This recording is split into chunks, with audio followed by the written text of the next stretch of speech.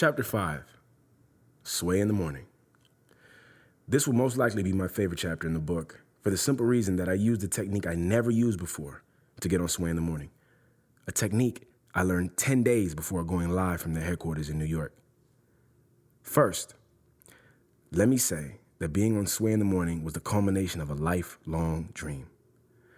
Me and my homies would watch Sway freestyles for hours on YouTube, choosing the best ones to replay, emulating the artists we liked the best, and doing our own freestyle ciphers at the house. In my opinion, Sway taught my whole generation the art of freestyle. For as long as I've been rapping, I've wanted to be on that show. I also have to give immense credit to my brother-in-law Bones' vision, yet again. Had it not been for him, I would have never met Sway in person. In 2019, the Sway in the Morning cast decided to live stream their show from different cities across the country, and Miami was on their list. Bones hounded me for weeks to make sure I went. He said it was a contest, and whoever won the contest goes up to the big station in New York. I don't like contests, so I told myself I wouldn't go. I eventually realized that my ego was encouraging me to make a stupid decision. I told myself that if I really am the best, this would just be another chance for me to prove it. I'll sign up and win this contest. They set up shop at Wood Tavern in Wynwood. The event started at 8 a.m., so I told myself I'd beat the competition by arriving at 6 a.m. Though I got there at 6 a.m., I still wasn't first. By the time I pulled up, there was already a line around the block. Now, before getting there, I had already told myself and the universe I was going to win this thing. So I was confident the stage would be set for me to do so. And it was. Though there was a line, the very first person in line just happened to be a good friend of mine named Cool People. As I walked by him, I said, "Hey, Cool, yo, I would love to come talk to you, bro, but as you can see, I'm on my way to the back of this line." He said, "Man, come over here, bro." As I skipped to the front of the line, I thought to myself, you all saw and heard that. Front of the line, here I come. I told the guy who I stood in front of, "Man, I mean no disrespect to you, bro, but I'm about to let a lot of people in with me." Luckily, his response was, "Bro, I'm not tripping. I'm actually a producer, and I just want to get my beats to some good artists." That producer's name is Talvin Payne, and he turned out to be one of the coolest guys I ever met. I did exactly what I said I was going to do. I let a bunch of homies in with me. Good thing, too. Since we were all first in line, we got first dibs to rap for Sway. Beyond that, the event turned out even better than I could have hoped for. It wasn't even a contest. They were just allowing artists to come freestyle over dope beats live on the air. Either way, I came prepared. I had about 15 pre-written verses in my head, plus I had practiced freestyling off the top the entire week leading up to the show. So I was ready. Preparation beats talent every time. And it'll make you look like a genius when opportunity presents itself for you to show out. So I showed out. When my name was called, they played a beat and I ripped it. I instinctively selected one of the pre-written verses that fit the vibe. People screamed for me. Sway showed me love. And although Heather B said she was only looking at my body, I took that as a good sign. After the show, most artists just walked out of the venue like it was another regular day. I snuck into the back.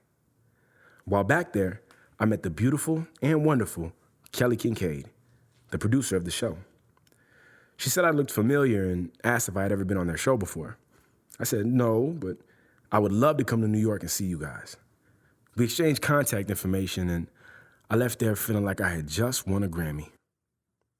During that time in my life, I was doing part-time work at the ICA, a museum in Miami. I was an art mover, and it was one of the best jobs I ever had. Super cool people, good money, and flexible hours. Soon after the show, I had sent messages to the producers of Sway in the Morning, but got no real confirmation of me coming up to New York. A few months went by like this, but I wasn't stressed, and I didn't need to be. I would soon manifest the moment I was looking for. Since 2016, I've been listening to these secret tapes called Your Wish is Your Command. It's a 13-part series created by a man named Kevin Trudeau, where he speaks on the secrets of real-world manifestation. One day I was on my lunch break at the museum, listening to the tapes, and I heard them tell a story of the world's greatest pool player. Assuming he was using the law of attraction to win his games, they asked him, "Before you shoot, what do you think about? Are you imagining the ball going into the hole?" He paused for a minute and replied, "No, I hear it." That was game-changing for me. For years, I would sit and imagine the things that I wanted. But at that moment, I realized I had never put any sound into my visualizations, as if when I got these things, I would be deaf or something. So I decided that for the next few days, I would sit in my car on my lunch break and imagine being in the Sway in the Morning studio, rapping my heart out, with all the sounds and feels I could think of. There's this theory that if you hold on to the image of what you want in your mind for 68 seconds or longer, it has to come to pass. I would sit in my car and visualize this scene for 5 minutes or more every day. I would just get completely lost in the moment. It felt so good. And since I had already rapped in front of Sway, I knew what his voice sounded like when he called my name on the mic. I kept envisioning being in that moment while I was physically in my car with a smile on my face. I had visualized this scene for years before, but I never focused on the sounds of it until then. Not too long after starting this habit, I began planning a college tour with a stop scheduled in New York. The next time I spoke with Kelly, instead of asking when they would be available, I told her, "Hey, I'm going on tour. I'll be in New York from the 8th to the 13th and would love to stop by your station while I'm in town." People are always willing to be a part of something that's already moving, instead of something that's just words with no action behind it. She responded, "Okay, why not come to the show November the 9th? To which I replied, "I would love to." I just got booked to be on Sway in the Morning, live from their studio in New York. The craziest part of this entire story is that if someone would have asked me to draw a picture of what I would look like live on the air a week prior, then printed a photo of what I actually did look like that day, they would be identical, down to where I stood, the color of the headphones, black Beats by Dre headphones, and the two-tone shirt I was wearing. It all came from my imagination, 100%. So far in life, this has been one of my most celebrated accomplishments. And get this, when I told my friends how I did it, the practice, the car visualizations, and imagining the sounds, they immediately said, "The world doesn't work like that." And the reason I got on is because of years of hustling and just getting noticed. They made it sound like it was random.